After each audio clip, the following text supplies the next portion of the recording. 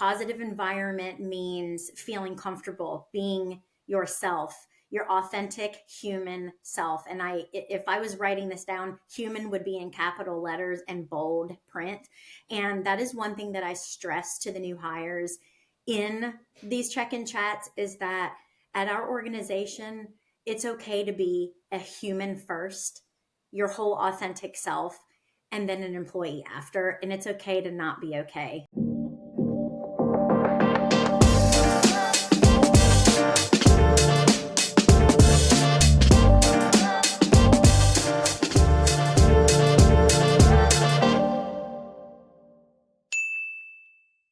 Today we have a very important conversation happening because this is a brand new episode of our HR Heroes series.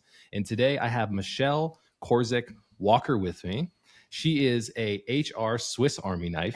She currently works with an organization called One Source Communications. She is a former assistant faculty member at the U.S. Department of Veteran Affairs, which is absolutely amazing. A human resources administrator for a dental company. And more importantly, if you're on LinkedIn, she is a Social Saturday Squad member. Michelle, welcome to the show. Thank you so much for being here. Thank you so much for having me. I feel really honored and privileged to be here speaking on things that I get really excited about, which is HR.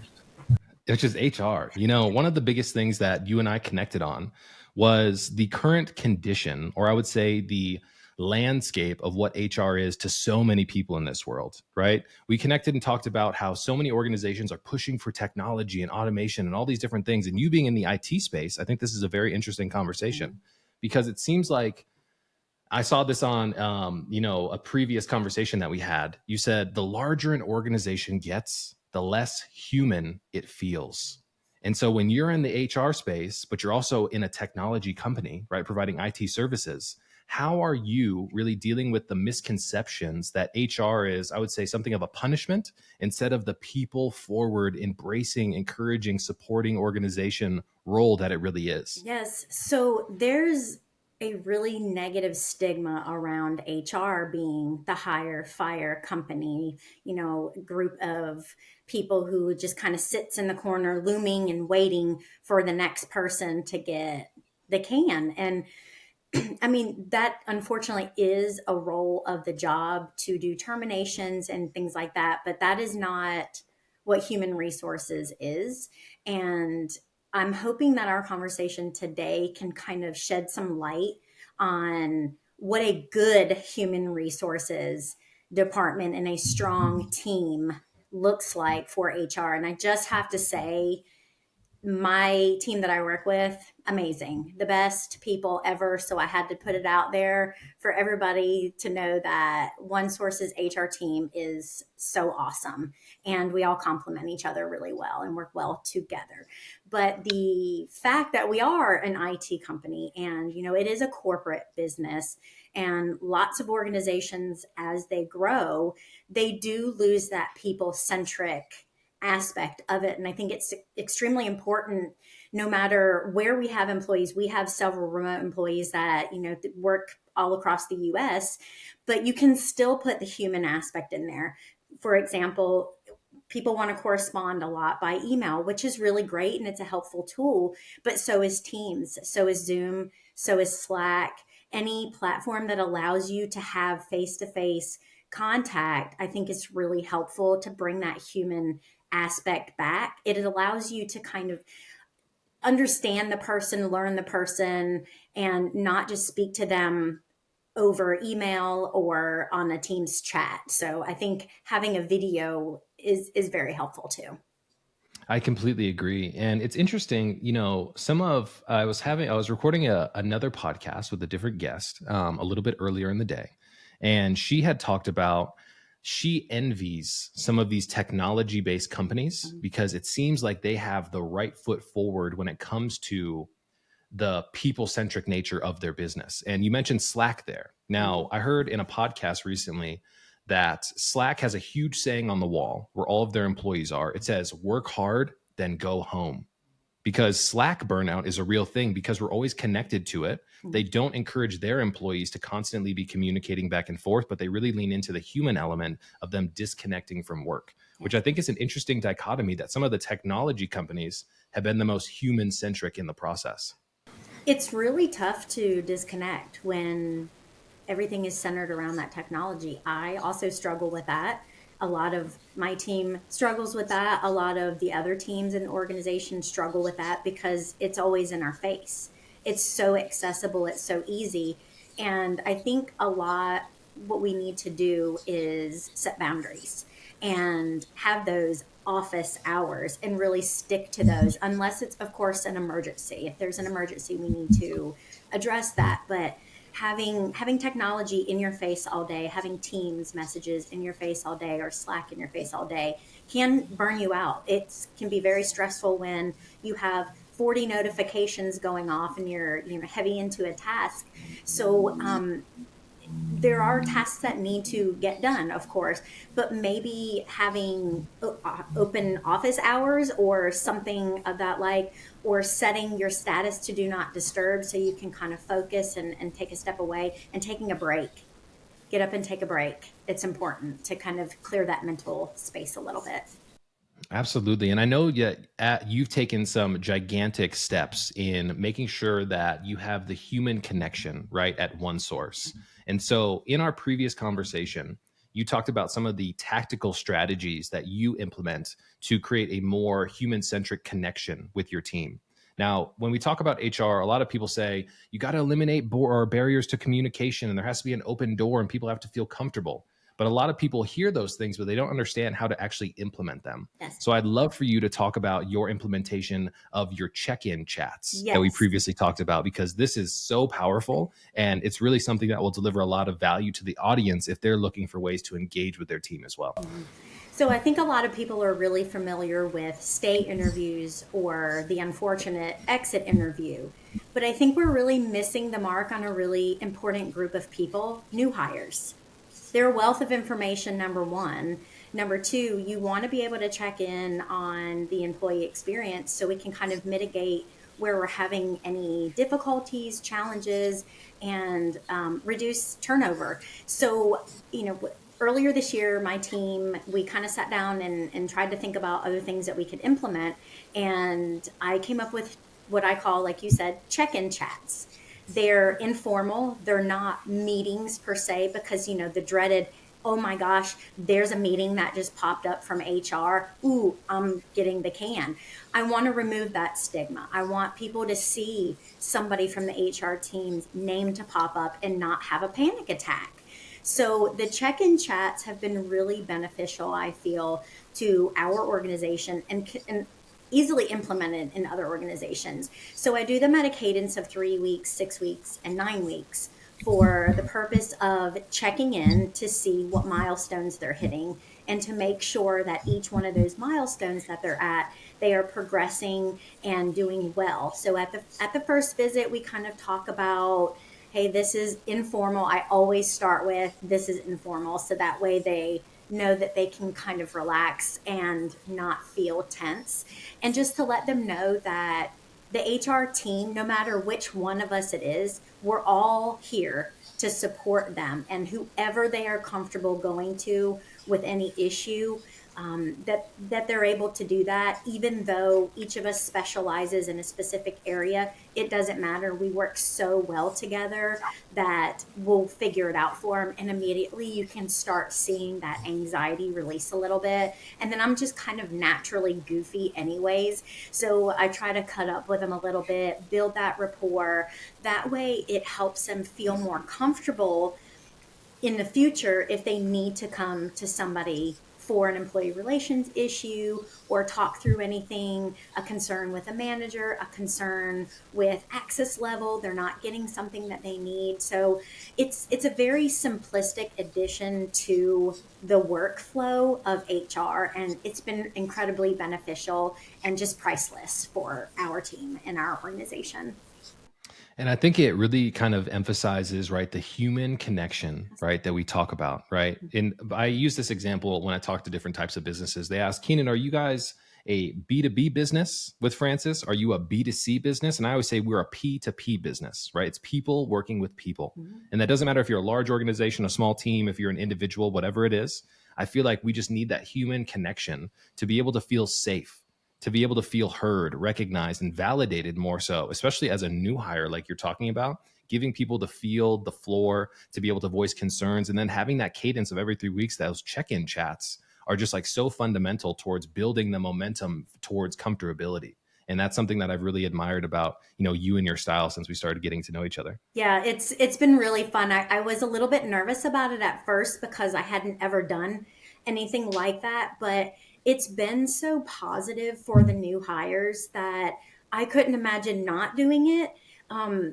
It also kind of allows us, like I said earlier, to shed light on if we have a broken process during the onboarding process or anything like that.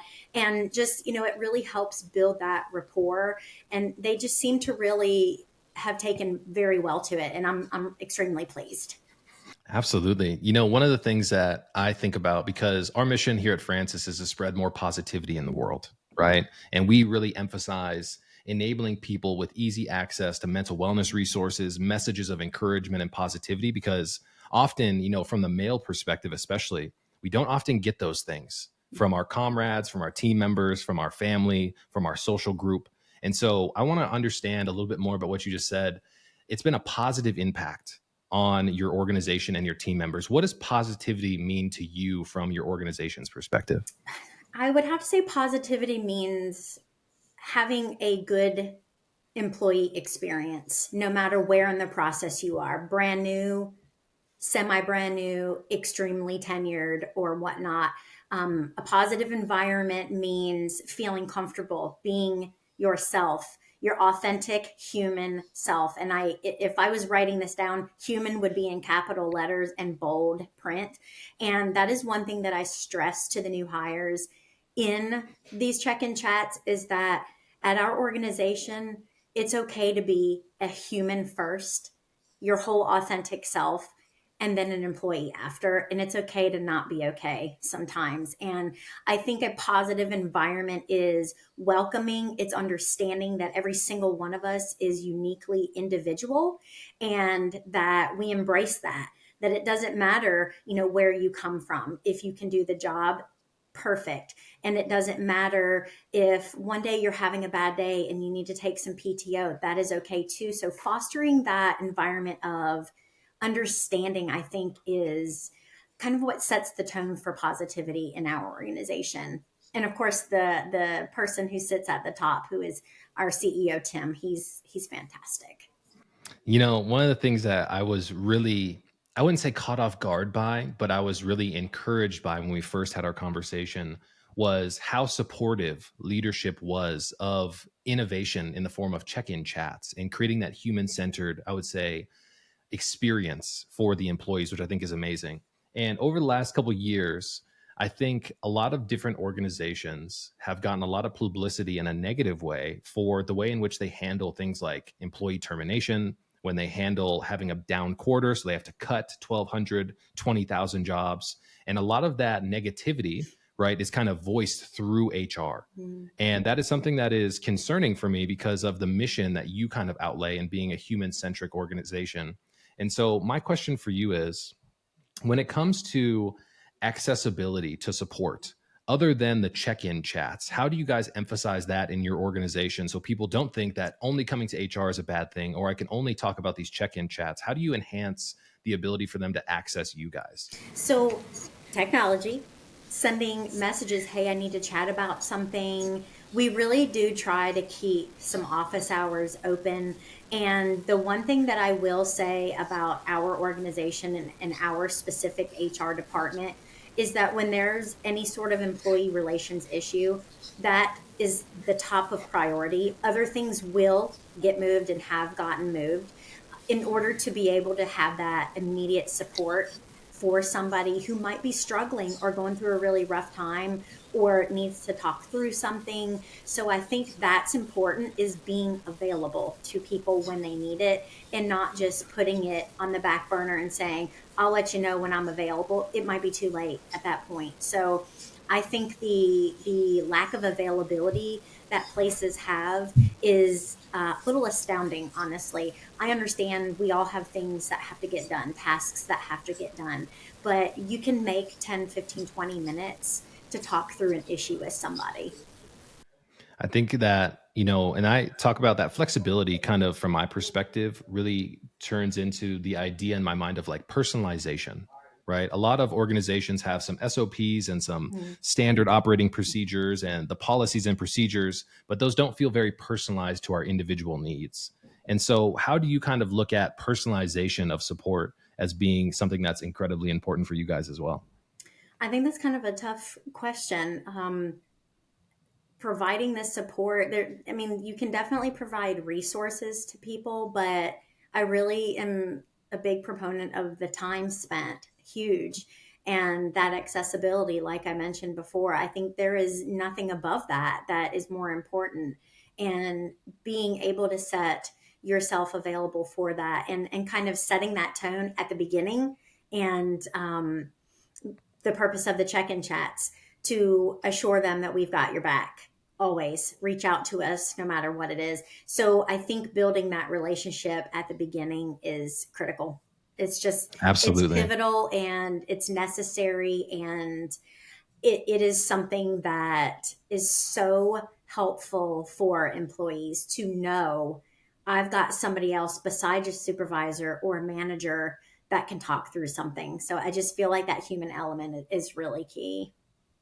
And have you been a part of organizations, to be unnamed, that haven't been able to emphasize that, I would say, that aspect of the human connection? And what were some of the challenges that you had to face as a leader in some of these type of environments where maybe you didn't have the support from the top who wanted you to innovate and do things differently? What were some of the challenges that I'm sure so many other HR leaders who are going to listen and see this have experienced as well? I've I'm going to say that I've had the pleasure of working at what many would label as toxic environments, and I say pleasure because it has really given me a lot of insight to things that I need for my future workplaces and things like that, what I never want to work in again, and things that I can bring to light and say, hey, this is not a great idea because it doesn't provide this for employees. So I'm glad that I've had those experiences because it enables me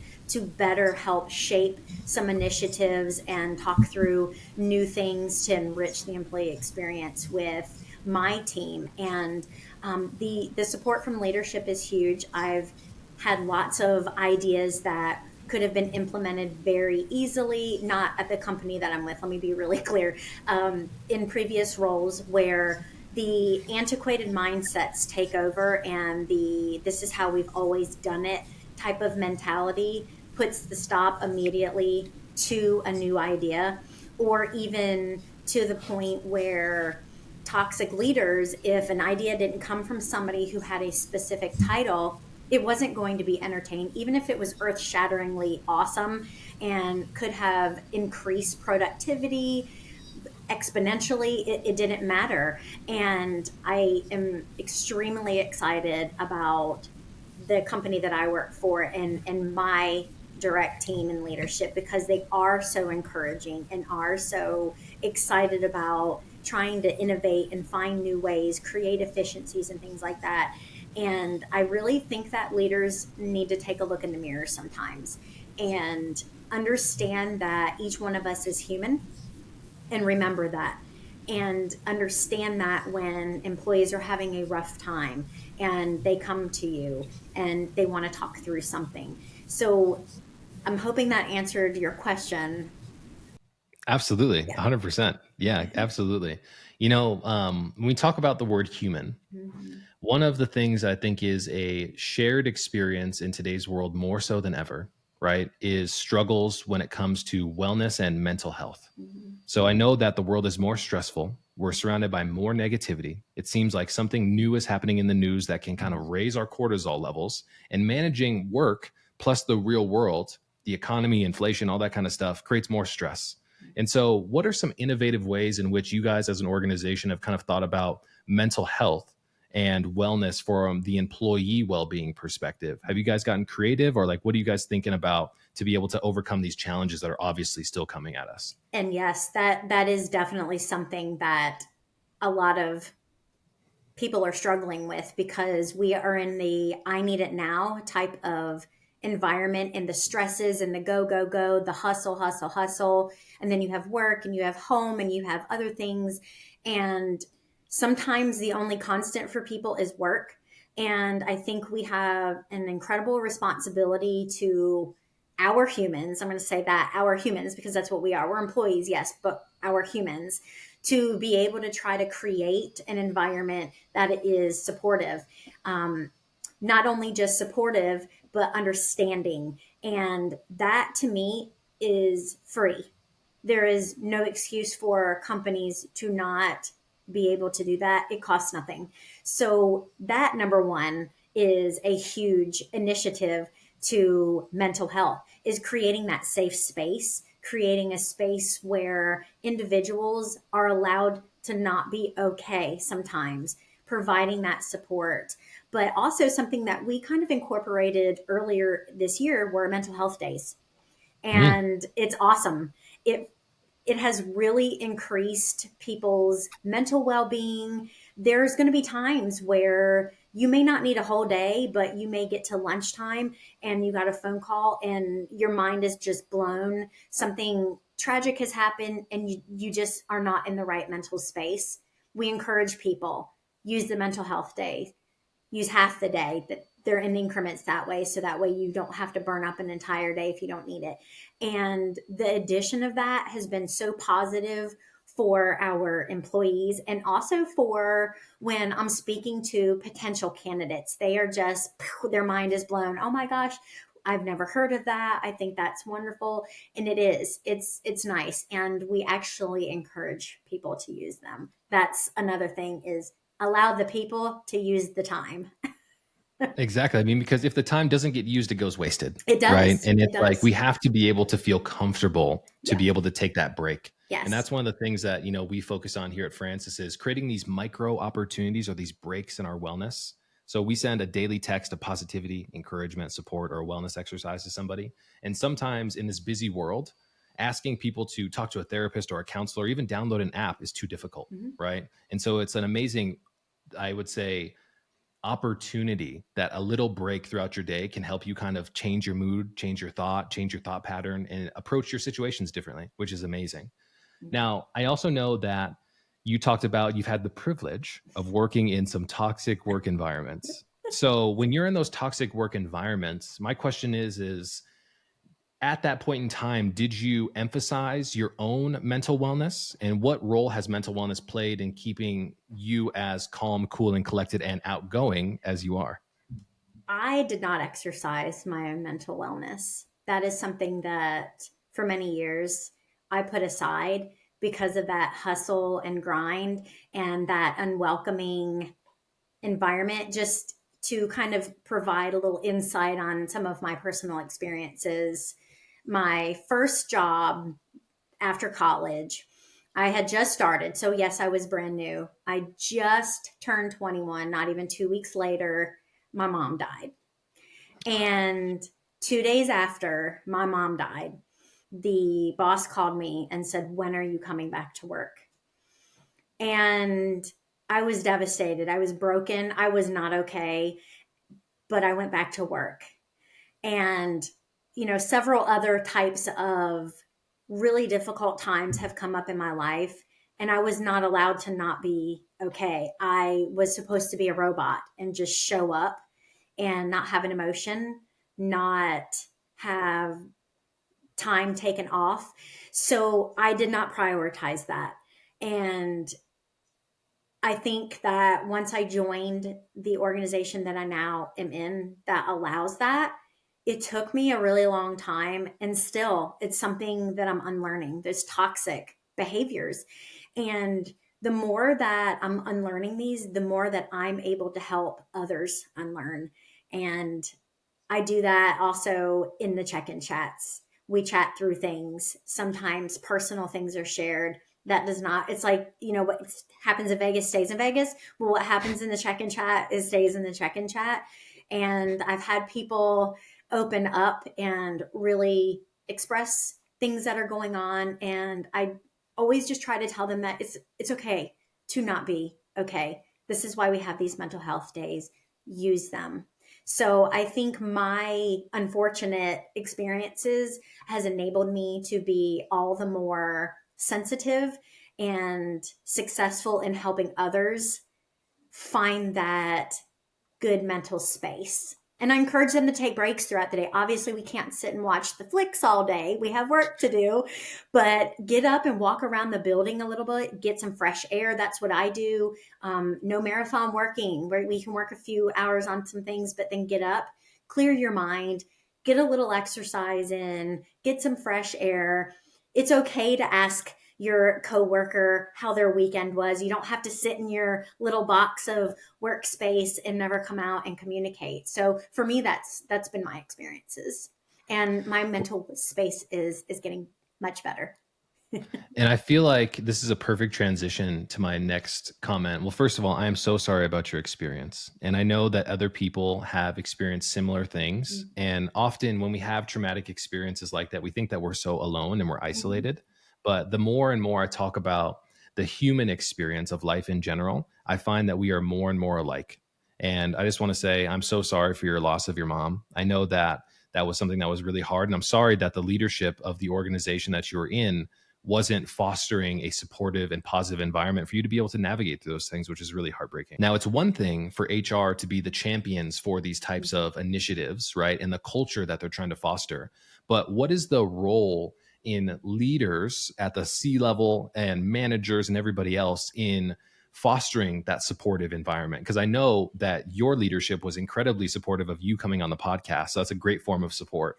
But what role do those individuals play in kind of, I would say, waterfalling down the emphasis and prioritization of positivity in a supportive work environment? And it absolutely starts from the top down.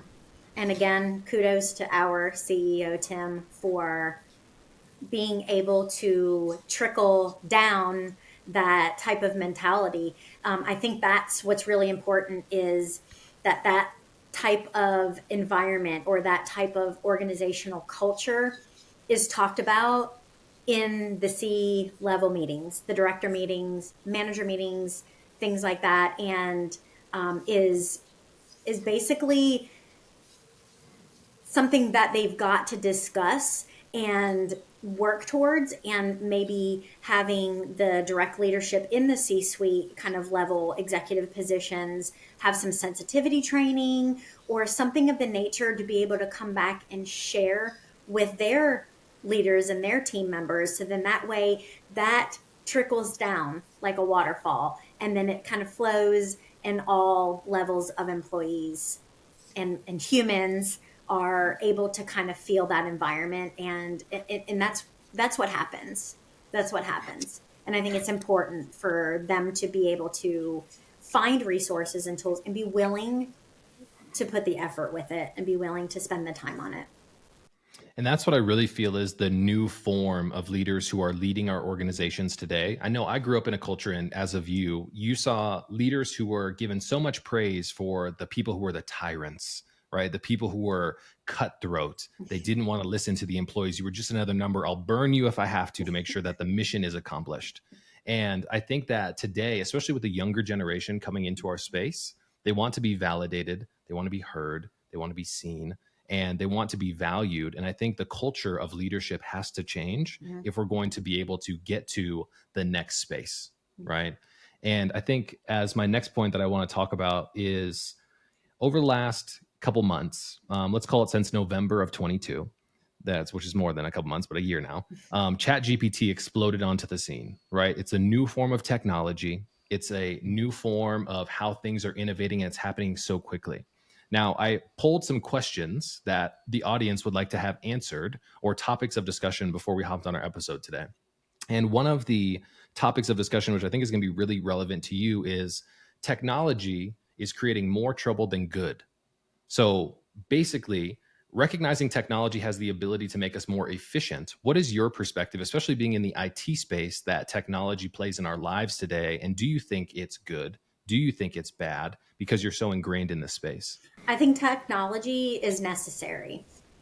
It allows us to be more efficient. It allows us to create efficiencies, work through things to be able to make everybody's life a little easier, take the load off. But I also think that it can be troublesome because we lose that people centric relationship. We lose that humanistic touch. And I think it's a balance, and it's a difficult balance.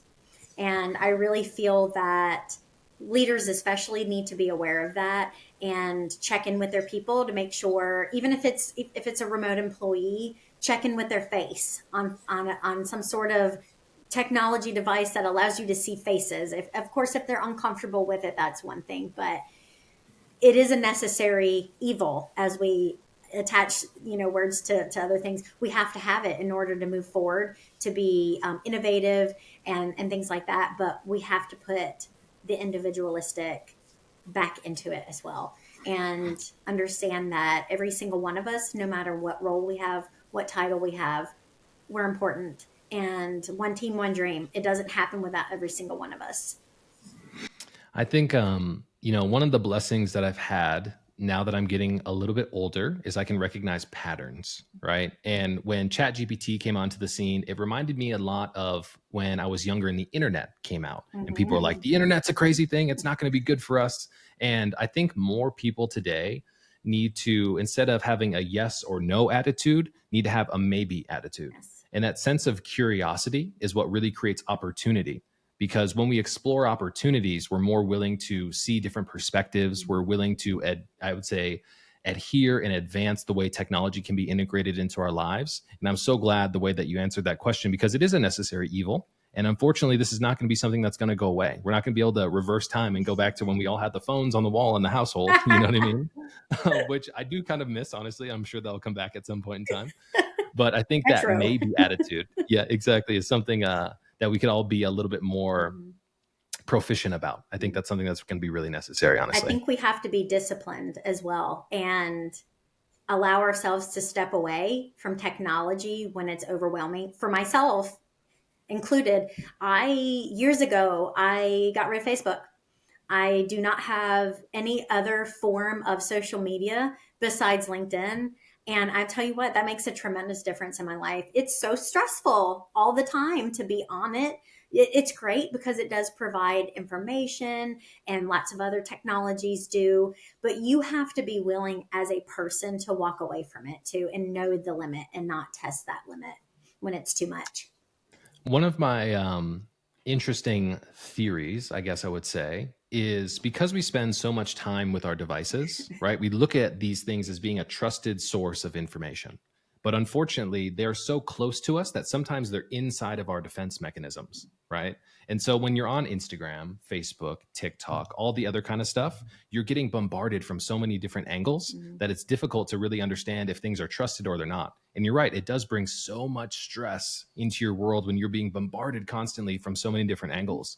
And so I do worry about our younger generation who has not had an experience in a time that was before, because they don't understand what it can be like if you eliminate those things and how much more peaceful life can be, which is a really interesting perspective that I think you and I are both privy to. But the future generations are not going to have that opportunity, because a lot of people, toss an iPad in front of their kid as soon as they're 1 year old, and they're getting inundated by all these things. And they grow up in this world of overconsumption, which I think is a cool thing, but it also has definitely, like you said, a razor's edge on the back end that it can definitely cut you if you're not careful. It does. We're all overstimulated because of it. Our minds don't stop. You sit down for 2 seconds, you're picking the phone up.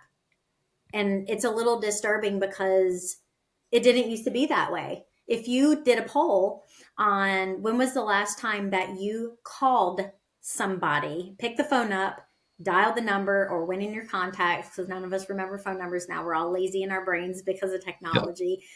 I bet you that the vast majority of people would say that it's been a while since they've actually called somebody. It's too easy. It's too accessible.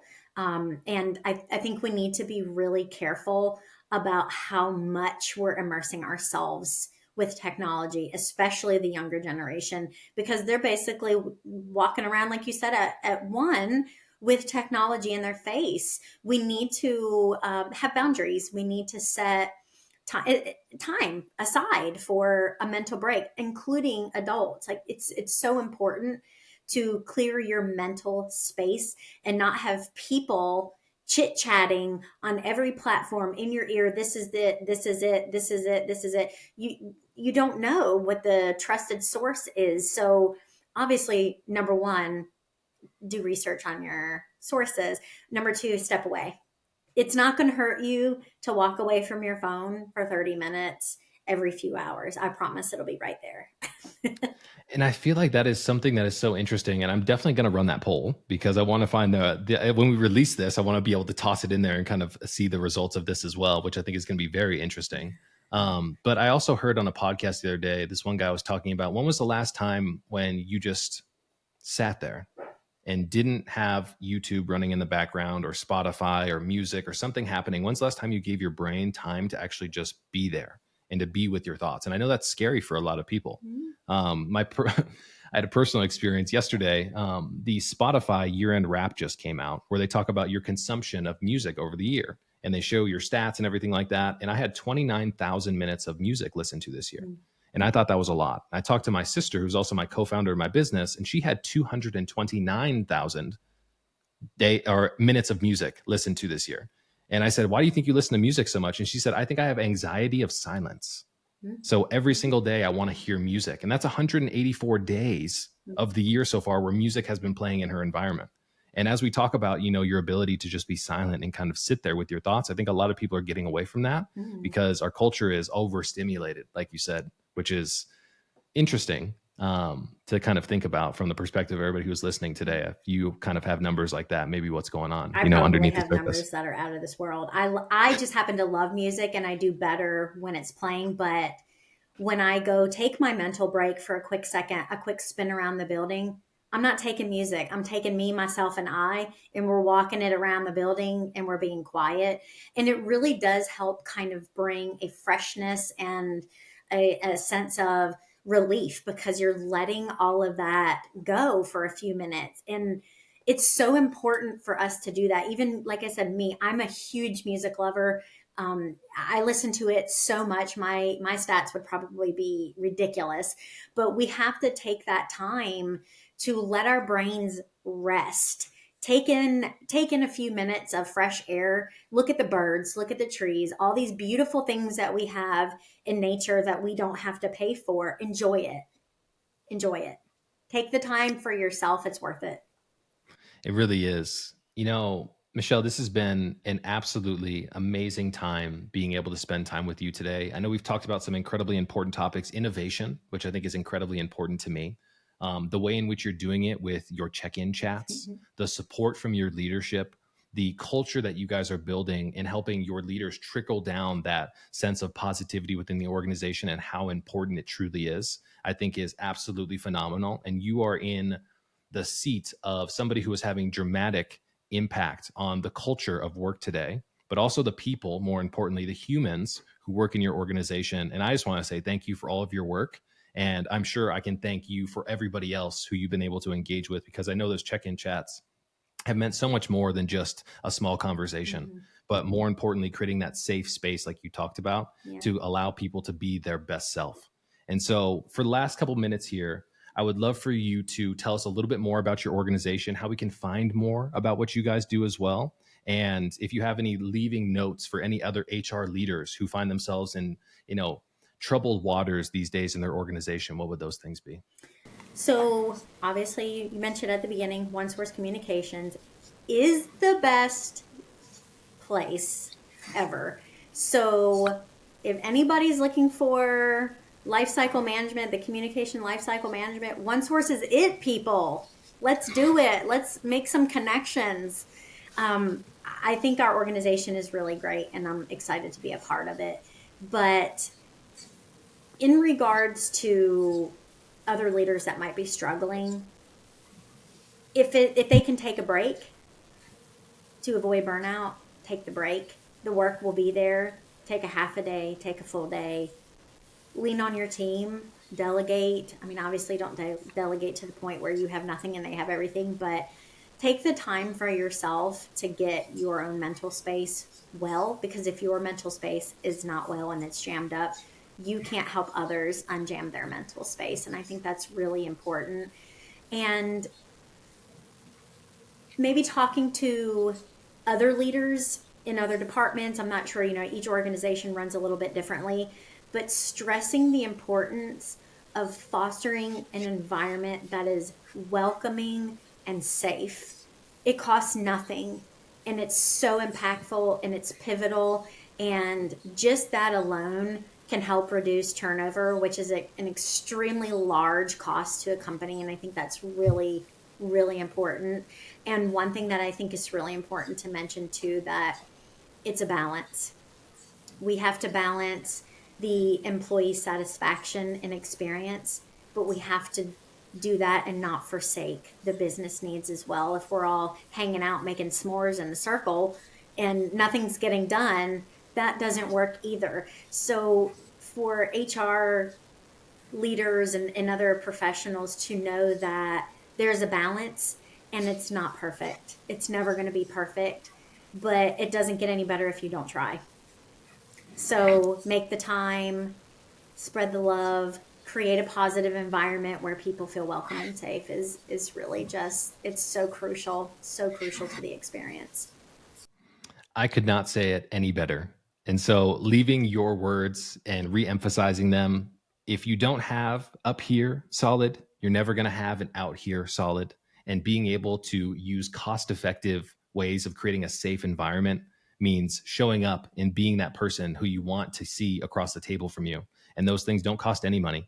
And so, Michelle, thank you so much for your time today. I really appreciate it. Guys, that's been another episode of the Hart Hustle Podcast. And this was a special one because we talk about the importance of the human element in business. And Michelle did an amazing job of showing how her organization is taking the steps necessary to push all of our businesses forward. And so if you guys want to learn more about her organization, I definitely suggest you guys search for her, Michelle Korzek-Walker, on LinkedIn as well. She's an amazing individual. And Michelle, thank you so much for the time today. I really appreciate it.